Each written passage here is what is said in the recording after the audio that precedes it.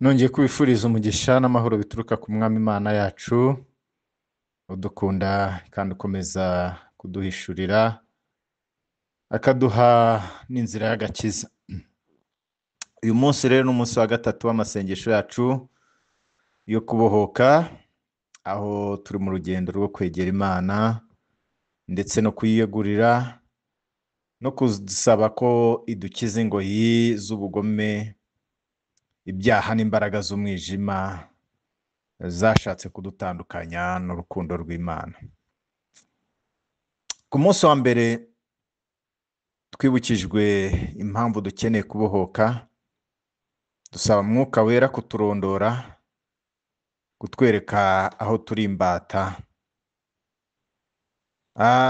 Dusoma amagambo twasanze muri Zaburi y'139 ibice 23, umurongo wa 23 nako n'umurongo wa 24. Hanyuma rero ku munsi wa kabiri naho twakoze isengesho ryo kwihana, twatura ibyaha byacu imbere y'Imana, naho twakoresheje ibyanditswe dusanga mu gitabo cya Yohani wa mbere igice 1 n'umurongo wa 9, ndetse n'andi magambo dusanga mu gitabo cya Yesaya igice cya mbere n'ibice n'umurongo wa 18. Aha dusaba Imana kwidusukura mu mitima ndetse no mu bikorwa byacu. Uyu munsi rero wa gatatu nanone turinjira mu rwego rukomeye, turakora isengesho ryo gusaba amaraso Yesu Kristo kutwoza. Reka uyu munsi dusome amagambo y'Imana dusanga mu gitabo cy'Abaheburayo ibice byaho 9 n'umurongo waho wa 14. Aravuga ngo nkanswe amaraso ya Kristo witambiye Imana atagira inenge kubw'umwuka w'iteka, ntazarushaho guhumanura imitima yanyu akayezaho imirimo ipfuye, kugira ngo mubone uko mukorera Imana ihoraho. Amaraso Yesu Kristo ni urufunguzo rwo kubohoka kwacu. Nkuko tubibonye mu gitabo cy'Abaheburayo ibice 9:14, twabonye yuko amaraso Yesu Kristo afite imbaraga zidasanzwe. Azasukura neza imitima yacu ngo idukize imirimo ipfuye, kugira ngo dusenge Imana ihoraho. Aha rero bivuze ko amaraso Yesu Kristo atari gusa ayo kubabarirwa, ahubwo nayo gutwika, gusukura no gusenya imirimo yose ya Satani mu buzima bw'umuntu. Amaraso Yesu Kristo yakuyeho urupfu rwatumye umuntu atakaza ubumwe n'Imana. Ni amaraso y'ubuntu n'ubugingo, niyo yanditsweho iteka rihoraho rivuga ko uwizera azakira.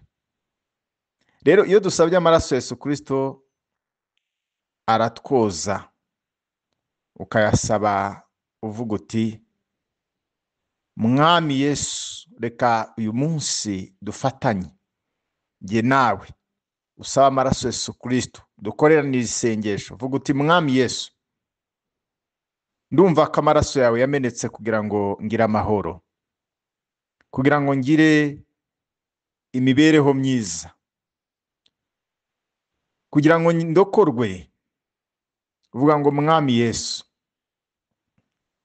none uyu munsi nyoza rwose, unsukure, undinde mu izina ryawe Yesu Kristo, amen. Rero amaraso Yesu Kristo nanone avuga ibirenze icyaha. Iyo turebye mu gitabo cy'Itangiriro ibice 4 n'umurongo wa 10, Imana yabwiye Kayini iti icyo wakoze icyo ni iki? Ijwi ry'amaraso ya murumuna wawe rirantakirira mu butaka. amaraso ya Abeli yavugaga ibihano, guhora n'uburakari. Ariko iyo twinjiye mu gitabo cy'Abaheburayo 12:24, Bibiliya ivuga ko Yesu ari umuhuza w'isezerano rishya, n'amaraso asutswe avuga ibiruta cyangwa se aruta aya Abeli. Rero ibivuga ko amaraso ya Yesu Kristo avuga imbabazi aho icyaha cyahoraga, avuga ubugingo aho hari urupfu rwari ruhagaze, avuga amahoro mu mwiryane wari waratangiye.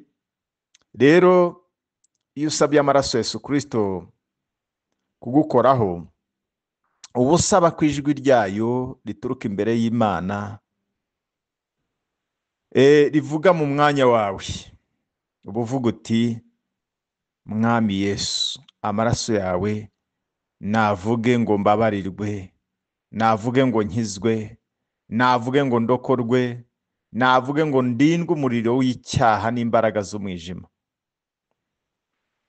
Nanone amaraso ya Yesu Kristo atwoza mu bice byose by'ubuzima bwacu, aratwuhagira, adukuraho umwanda, adukuraho ibibi.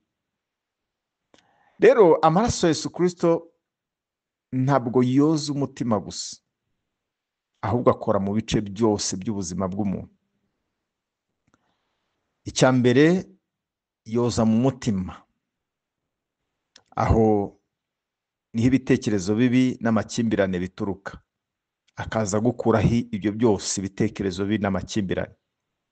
Amaraso ya Yesu Kristo nanone yoza mu mutwe, aho ibitekerezo by'ibyaha n'imyanzuro mibi byinjirira, agakuraho ibyo bitekerezo bibi n'imyanzuro mibi.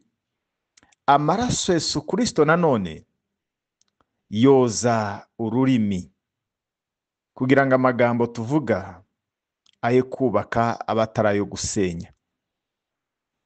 Amaraso ya Yesu Kristo nanone yoza umubiri, kugira ngo dukize indwara zacu zishingiye ku mwuka.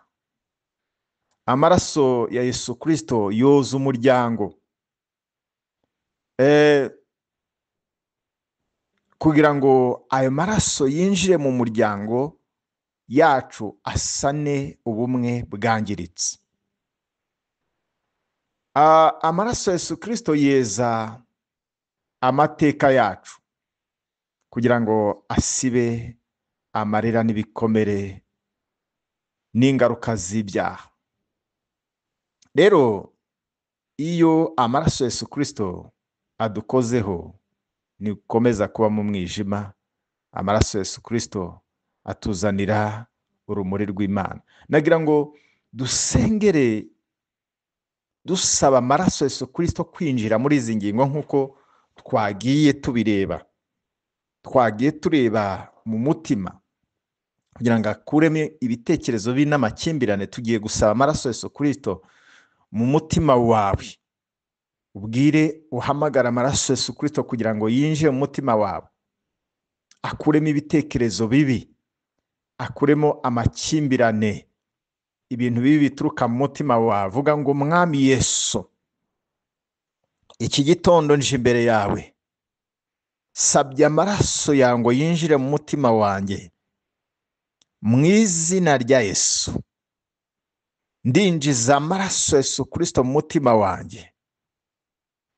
Amakimbirane yose yari ari mu mutima wanjye nakurwemo n'amaraso ya Yesu Kristo. Ibitekerezo bibi byose byari byarinjiye muri jyewe, uyu munsi nibisohokemo. Amaraso ya Yesu Kristo nabisohoremo. Amaraso ya Yesu Kristo nabisohoremo. Amaraso ya Yesu Kristo nabisohoremo. Nakiriye amaraso ya Yesu Kristo mu mutima wanjye. Reka anyoze, reka antunganye, reka muri uyu mwanya umutima wanjye wuhagirwe mu izina rya Yesu. Reka nanone usengera umutwe wawe, ngo niho ibitekerezo byawe n'imyanzuro byinjirira. Reka usaba amaraso ya Yesu Kristo kugira ngo yinjire mu mutwe wawe, hahandi ibitekerezo byawe, wogesha ibitekerezo byawe. Vuga, mwami Yesu Kristo, turi imbere yawe nanone.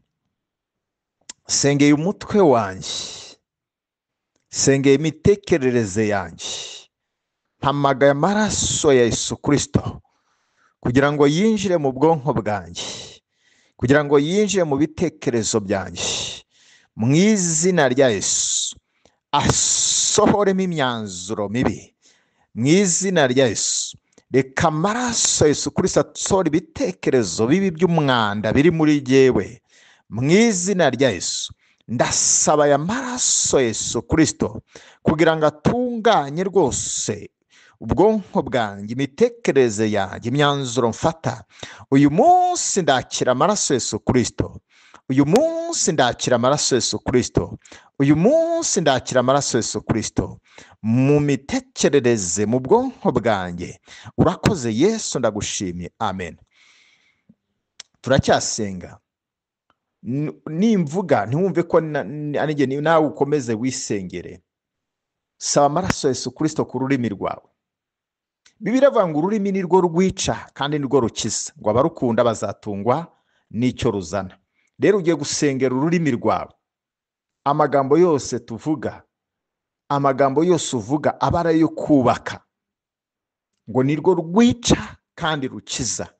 Ukwiye gusengera ururimi rwawe kugira ngo rwubake, kugira ngo ruvuge amagambo yo kubaka, amagambo yo gukiza abandi, amagambo yo gutanga ubuzima, amagambo yo gutanga imibereho. Vuga ngo mwami Yesu, nguhaye ururimi rwanjye.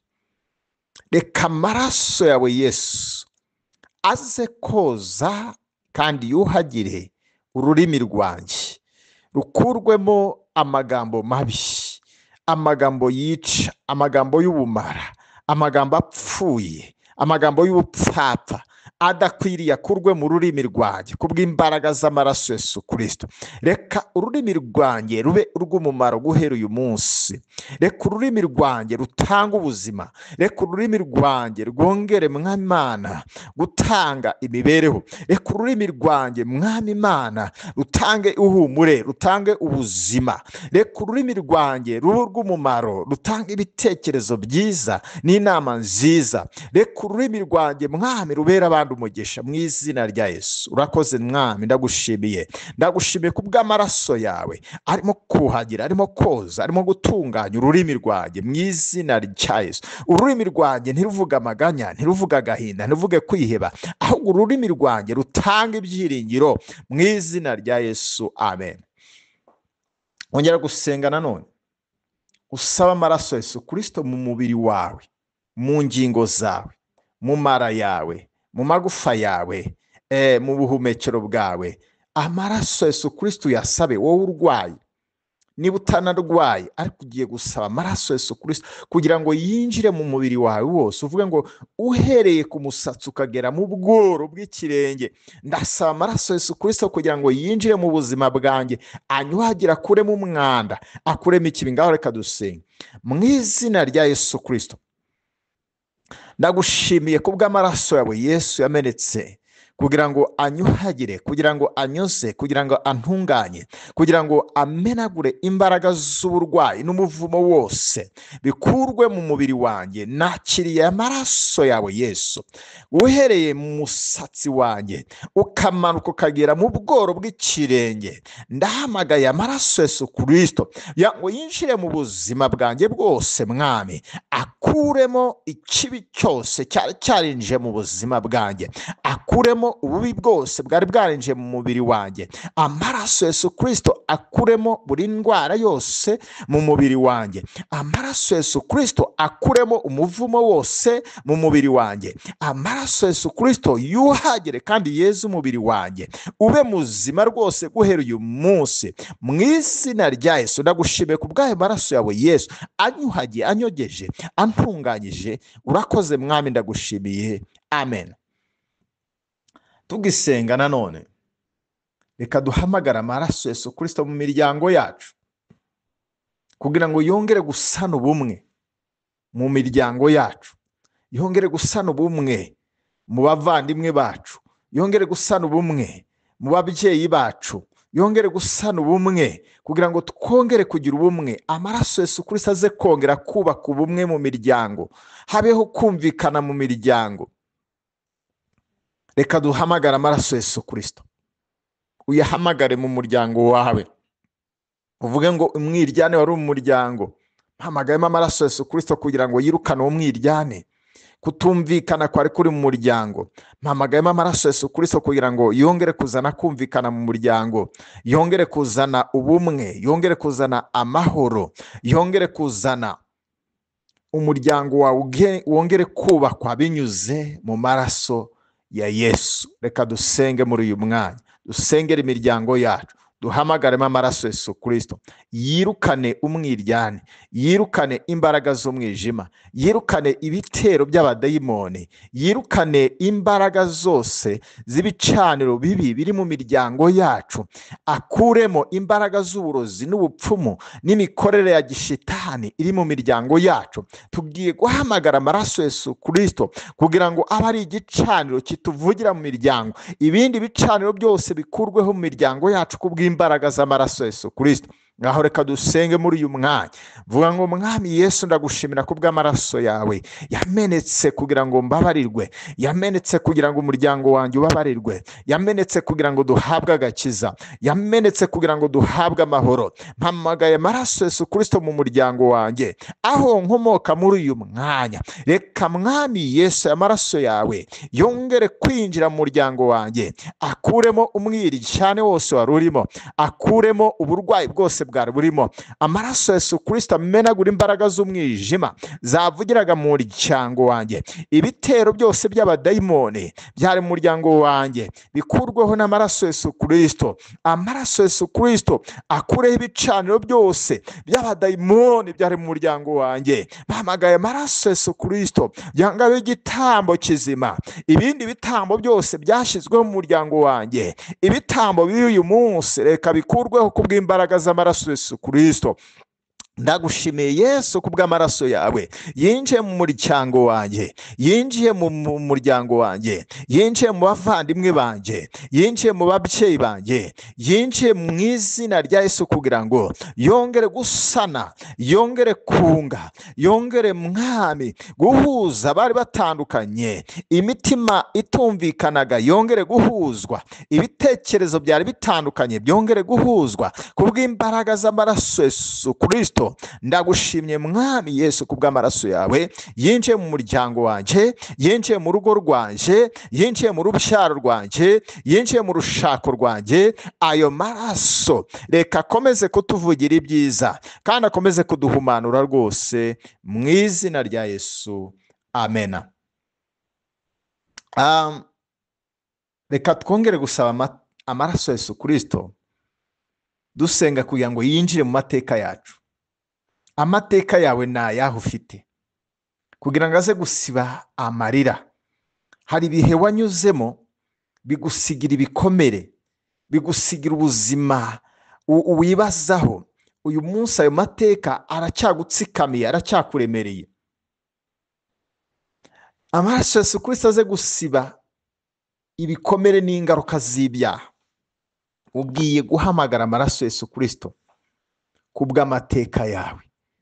Hari ibihe wanyuzemo, hari akababaro wanyuzemo, hari agahinda wanyuzemo, hari ibyaha wanyuzemo, hari umujinya wanyuzemo, hari ibihe bikuremereye byaremeye ubuzima bwawe bigusigira ibikomere. Uyu munsi ugiye gusaba amaraso Yesu Kristo kugira ngo yinjire muri aya mateka. Usaba Imana kugira ngo ikwandikire amateka mashya. Amaraso Yesu Kristo yinjire mu buzima bwawe, asibanganye iby'amateka agutera ibikomere kugira ngo wongere kwandika amateka mashya. Mu izina rya Yesu turi imbere yawe Data mwiza. Mwami Imana, twanyuze mu bihe bikomeye, twanyuze mu bihe by'agahinda, twanyuze mu bihe by'amarira, twanyuze mu bihe by'uburwayi, twanyuze mu bihe by'ubukene, twanyuze mu bihe byo kubura abacu, twanyuze mu bihe Mwami Imana byadusigiye ibikomere bikomeye by'ubuzima, twanyuze mu bihe byo kwangwa no kugambanirwa nabo dukunda, twanyuze mu bihe mwami Imana, bisharire byasharira imitima yacu. Mwami, turasenga uyu munsi kugira ngo amaraso ya Yesu Kristo yinjire muri iyi mitima ibabaye, muri iyi mitima yihebye, muri iyi mitima ifite agahinda, muri iyi mitima mwami nyaguhora ku ngoma ibuze ibyiringiro. Reka amaraso ya Yesu Kristo aze kuhagira, aze gutunganya, aze komora inguma, aze komora ibikomere, aze kurema amateka mashya. Mu izina rya Yesu turagushimiye kubw'amaraso yawe akora ibikomeye, kubw'amaraso yawe atwuhagira, kubw'amaraso yawe atwoza, kubw'amaraso yawe adukuraho urubanza, akadukuraho kwitekerezaho ibibi, ahubwo amaraso yawe akaturemera ubuhamya bushya. Turagushimye kubw'ayo maraso Yesu Kristo, amen.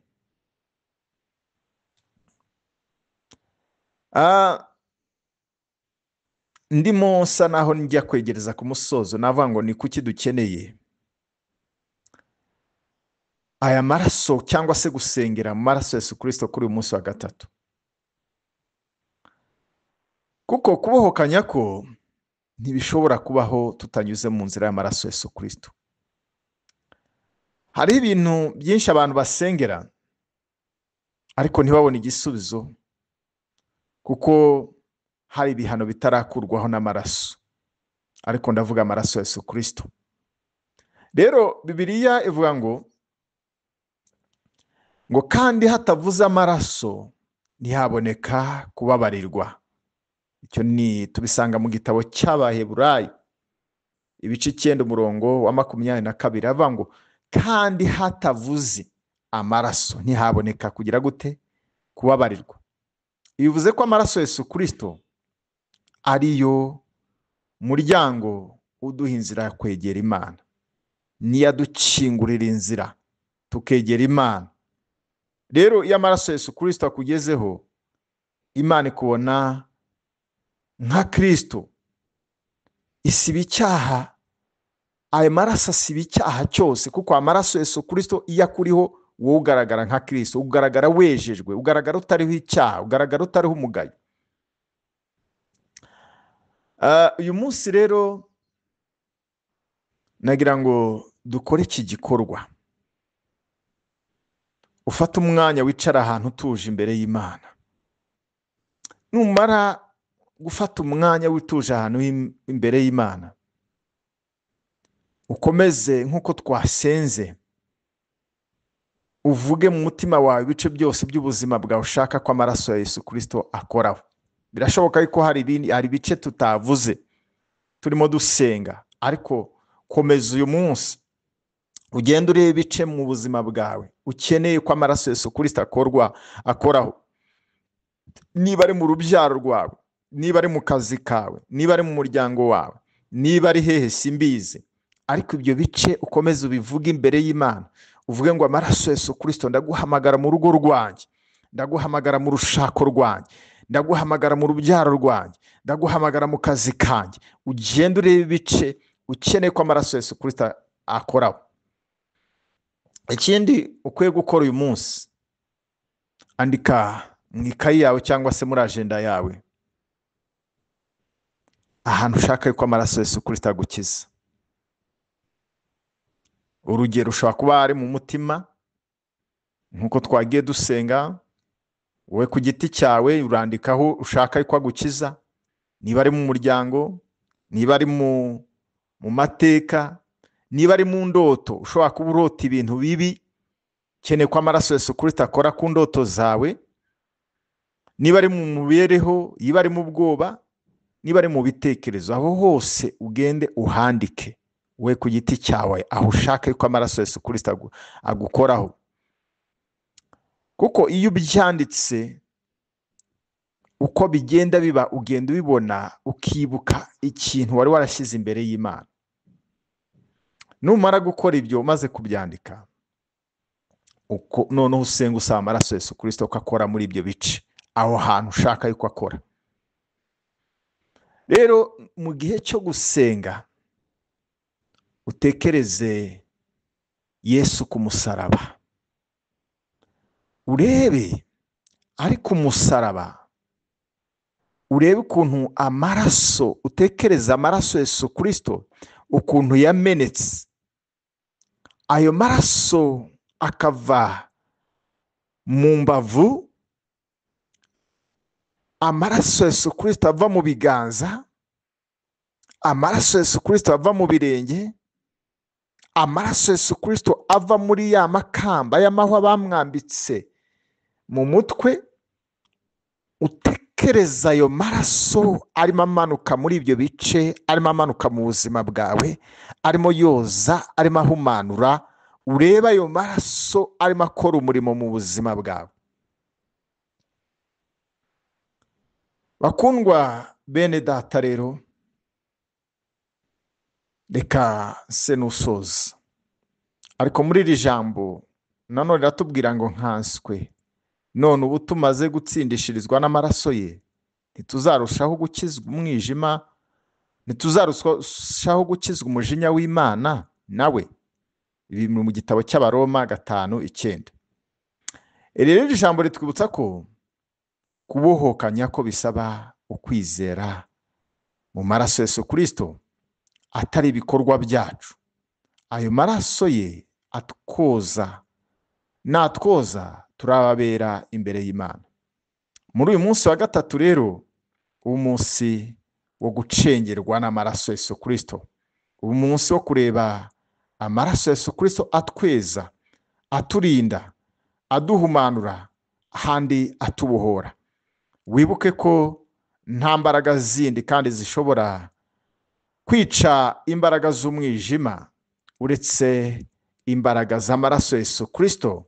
Izo nizo zishobora gukuraho imbaraga zose z'umwijima mu buzima bwawe, izo mbaraga z'uburwayi, izo mbaraga zikuboshye za karande, izo mbaraga ziboshye umutima wawe, ziboshye ibitekerezo byawe, uwo mujinya, ako gahinda, ako kwiheba, ibyo byose nta kindi kibasha kubyica, kibasha kubikuraho usibye imbaraga z'amaraso ya Yesu Kristo.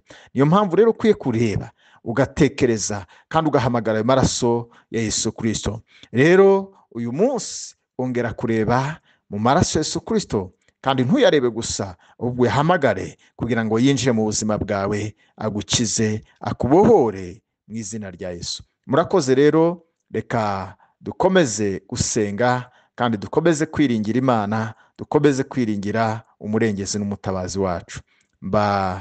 Mbasezeho uyu munsi, ariko mbashishikariza ko tugumya gusenga nk'uko nabibabwiye.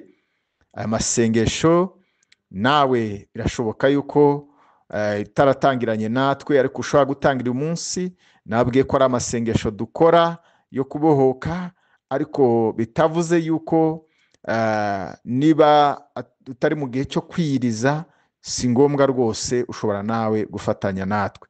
Kandi nababwiye ko mu gusenga si ngombwa ko wiriza, kereka wowe ubishatse ukumva yuko ukwiye gufata umunsi umwe, iminsi 2, ariko tugiye gukora amasengesho iminsi 40 yo kubohoka. Nawe rero ndagushishikariza kubana natwe. Imana ibahe umugisha. Mwari kumwe na Evangeliste Usengimana Daniel. Shalom.